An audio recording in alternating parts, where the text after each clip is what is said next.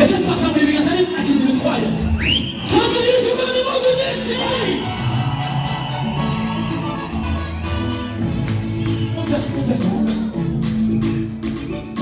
Il t'a mis ici.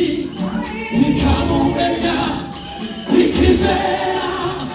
Il s'y n'a pas sous mucho. Un catwala ici. Il t'a mis ici. Il t'a monté là. Il quisera. Il s'y n'a pas sous mucho. Un catwala ici. Il t'a mis ici. Il t'a mis ici.